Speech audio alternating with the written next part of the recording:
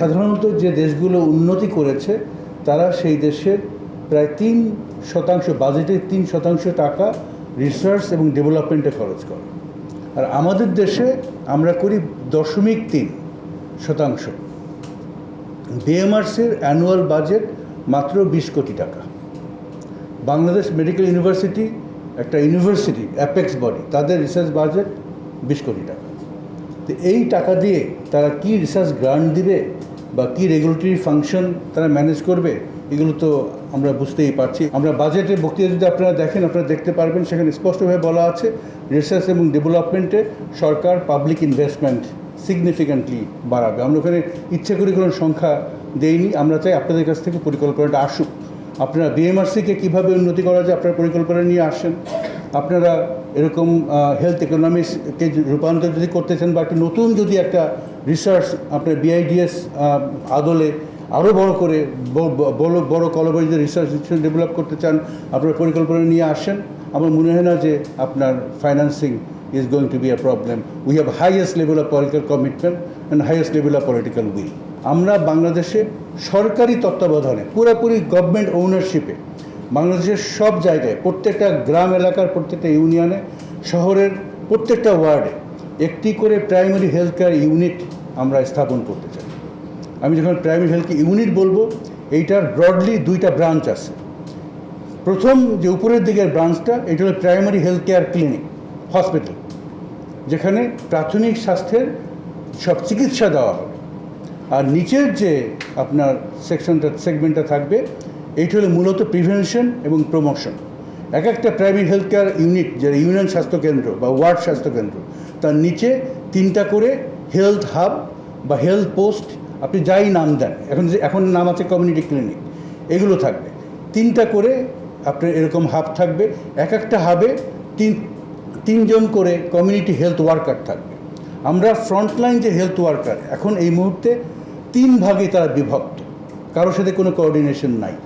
Health assistant, family welfare assistant এবং CHCP, এই 3 গ্রুপের মধ্যে কোনো কোঅর্ডিনেশন নাই। একই বাড়িতে হয়তো 3জনই যাচ্ছে আর কোনো বাড়িতে কেউই যাচ্ছে না, দূরের বাড়িতে। আমরা এই অব্যবস্থার অবসান চাই। আমরা এদেরকে একটা ইউনিফাইড আপনার কমিউনিটি হেলথ ওয়ার্কার, একটা ইউনিফাইড ক্যাডার হিসেবে তৈরি করতে চাই। এরা এক একটা ইউনিয়নে মিনিমাম 9 জন কমিউনিটি হেলথ ওয়ার্কার থাকবে।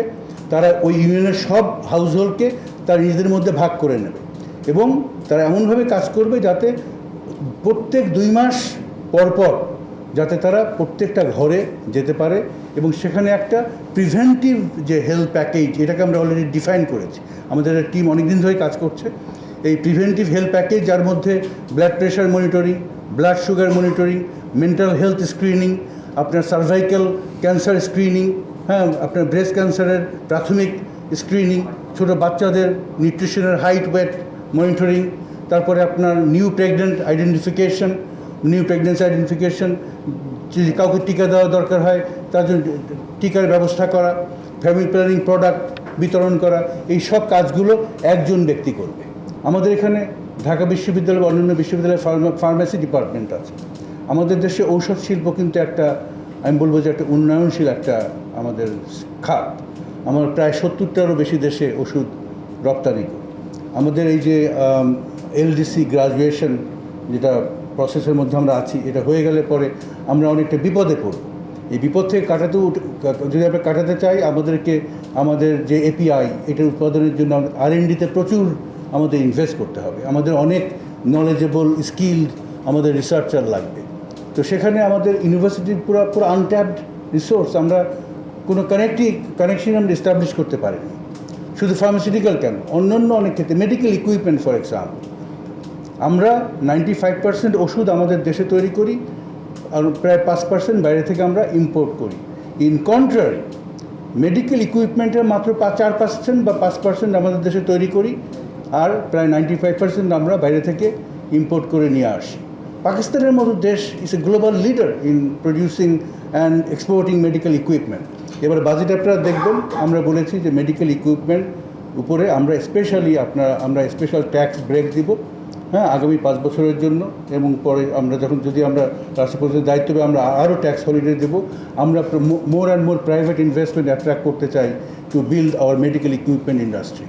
বিএমআরসির আপনার সক্ষমতা কীভাবে বাড়াবো, তাদের বাজেট কীভাবে বাড়াবো, সেইটা নিয়ে আমাদের চিন্তা করা উচিত। মাননীয় প্রধানমন্ত্রী বলেছেন যে আপনারা প্রপোজাল নিয়ে আসেন, বিএমআরসি কত টাকা লাগবে।